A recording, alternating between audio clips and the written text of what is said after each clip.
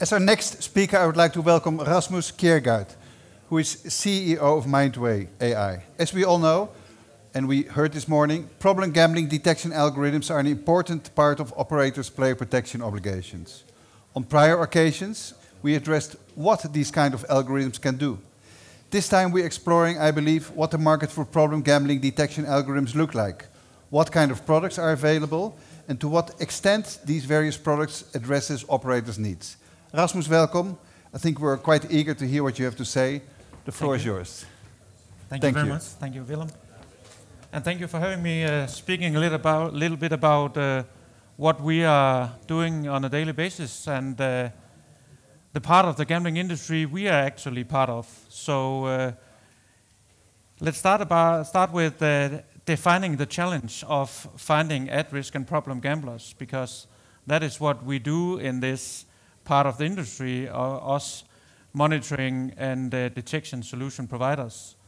So the challenge is, of course, very much defined by regulatory requirements here outlined in the Royal Decree of 14th of March 2023, as Mr. Arena reminded us this morning, that it outlines that there are 3 different player risk categories and upon which there are certain obligations in terms of intervention and communication.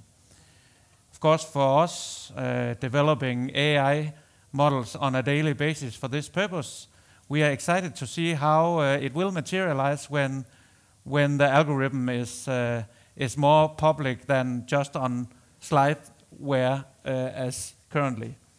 We also see, to relate to another market we have touched upon today, that Brazil opened the regulated market as I recall it, the second market with a regulatory requirement of having an AI-based detection system in place from day one as an operator. They're not there yet, but at least it is outlined in the regulation. Now, seen from the player perspective or the player protections perspective, the definition of this challenge is slightly different in my view, because behind every customer ID there is a human being. And gambling behavior, and if it is risky, is an individual human behavior. So what we try to achieve is to build in a computer system to find individual human behaviors. So how can you solve this challenge? Well, you as an operator can build your system yourself in-house if you have the capabilities, the tech resources, and all that. That comes with quite a lot of pain, I can tell you from first-hand lived experience, because we have built what we have ourselves. You can, of course, also buy from a provider. We are a few. Nexon, Crucial Compliance, BetBuddy, Future Anthem to some extent, and of course also us here at Mindway AI, providers who are more or less focusing on this area. We don't do anything else in our company. I think there are different strategic perspectives on that. We also see some platform providers who actually have functionality built by themselves. We also partner up with some platform providers, so we see a mix there. And then also other types of providers who try to do some sort of level of detection of the gambling behavior, very often coming from KYC or AML areas. Recently also seen a couple of ones coming from open banking. We constantly see new initiatives and startups who think it is easy. And one could think the question, how hard can it be? We often hear that, in particular with in-house developer or operators who think it is easy.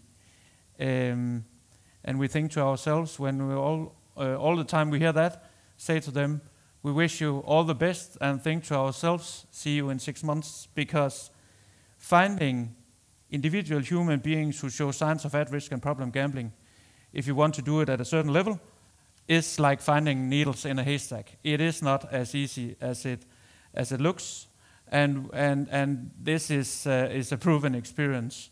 Because if you don't do it with a certain efficacy, accuracy, you simply get too many false positives or too many false negatives, and either way is unideal for I would say all market participants. Now, the founder of BetBuddy, Simo Dragicevic, somebody may know him, once said to me, Ras, detection of gambling behavior is an art. I personally do not perceive it as an art, but more a very sophisticated task to help the gambling industry to enhance player protection, where we have invented the idea to use AI and human psychologist assessment for this very important purpose. The challenge when you need to assess these solutions is that the devil is in the detail. It's not very easy to be able without very deep understanding and knowledge of this, to tell the difference or ask the fancy questions when it comes to what is needed to build such solutions. So what we have found is that you need 4 specific pillars to build a detection system at a sufficient, in our view, decent level. First and foremost, you need tech ability. So you have the resources and capabilities to do so, to build this at hand. You need science foundation, a deep science foundation that both understands responsible gambling and gambling addiction in a broader sense. You need operational understanding about responsible gambling and how it is conducted and handled and performed at gambling operators. It's not sufficient just to build the algorithm. You also need to have the opportunity to execute on the risk assessment you get, to understand the workflow, how communication and intervention is done according to the current regulation. Boots on the ground in the industry is highly needed. And then, of course, also you need to understand the whole regulation, the whole regulatory picture where you operate. Here in Spain is in Spain, but also elsewhere if we are talking about LATAM. And most often we actually see that people who works with this in the industry, professionals or their providers, cannot articulate what the algorithms are looking for, what the target for the algorithm is, and that is crucial to get an understanding of if you are actually buying a system that works properly. From the operator side, we hear quite a few concerns when it comes to detection solution implementation. I think that is also one of the reasons why Mr. Arena's statistics today showed that there are not that many detection solutions in place according to the message sent across, because operators are commercial companies and they are concerned about their business. I'm also concerned about our business. I'm also a CEO in another type of commercial company. So a typical concern could be, what if all of our players are high or very high risk when detected in your system, Rasmus? Well, first and foremost, we have never seen it. Of course, we see every now and then risk distribution vary, but as a rule of thumb, we also use the DSM-5 categorization criteria, we see that between 40 and 60% are in all our deployments at very low risk, 20 to 30% low risk, 5 to 20% medium risk, 1 to 5% high risk, and 0 to 2% very high risk according to those categorizations. So that is a concern I can demystify.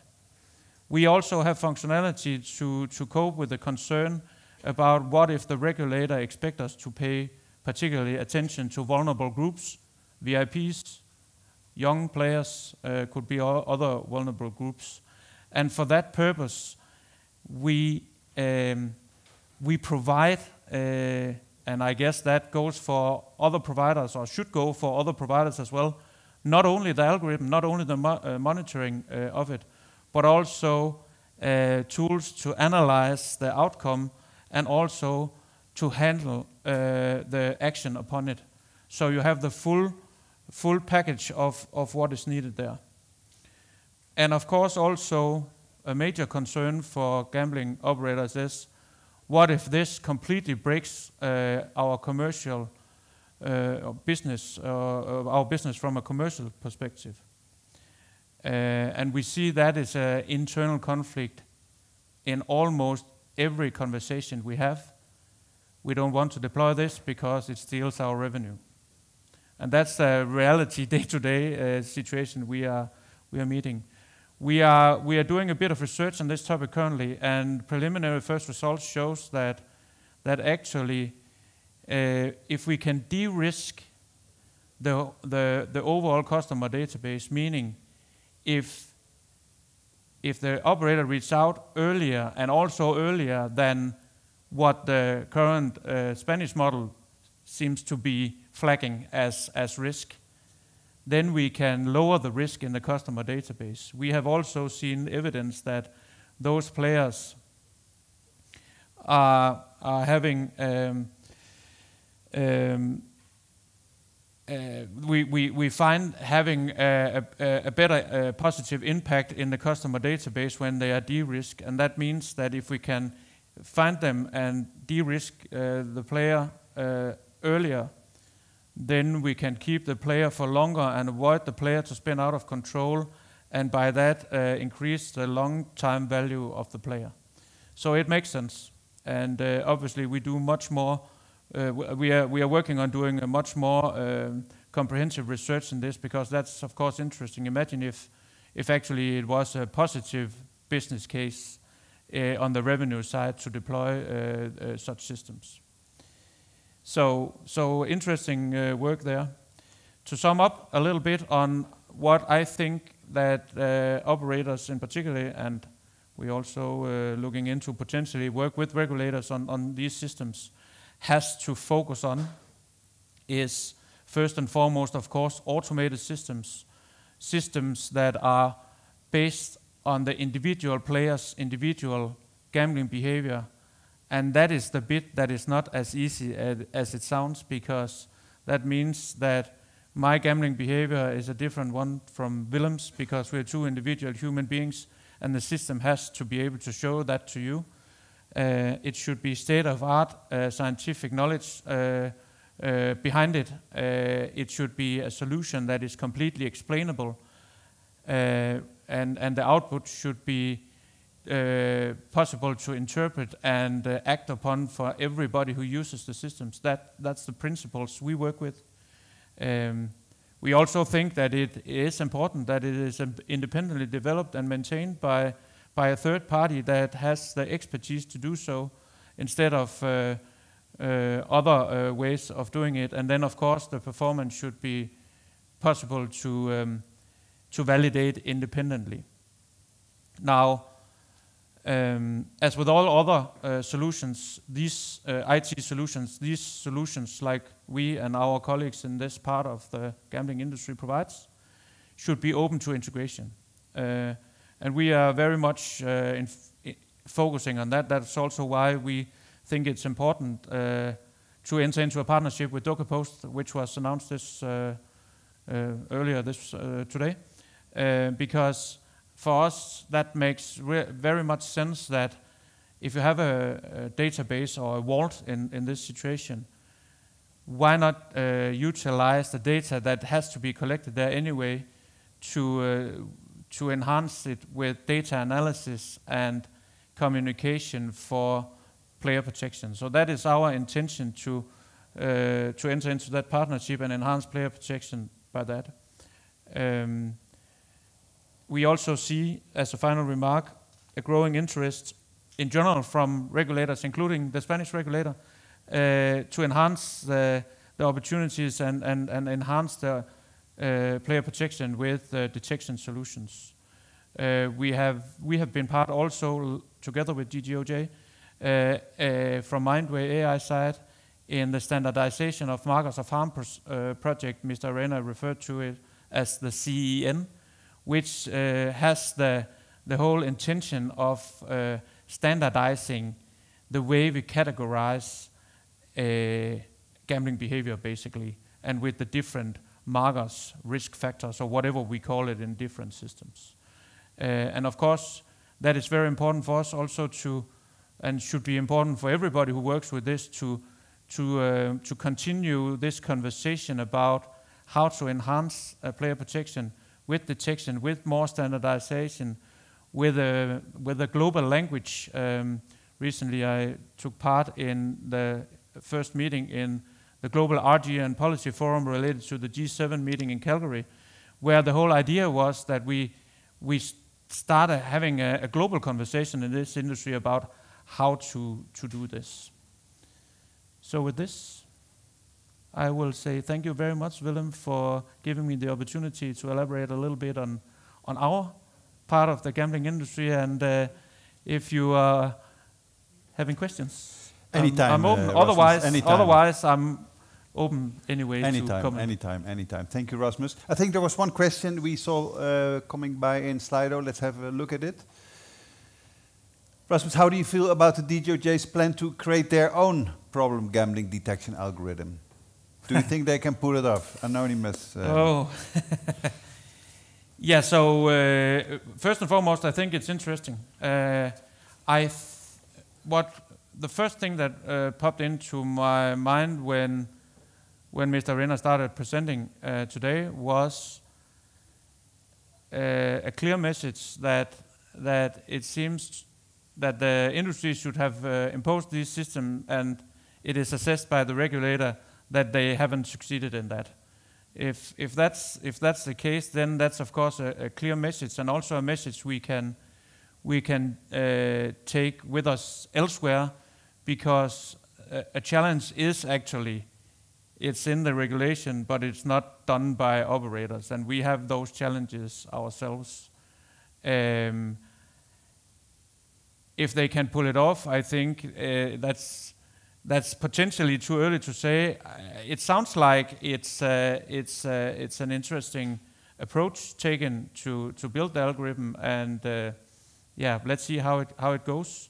I think for us it was positive to hear that there is an opportunity to integrate, because one of the challenges, we represent multinational operators here in Spain as one of the 39 countries we have operation in.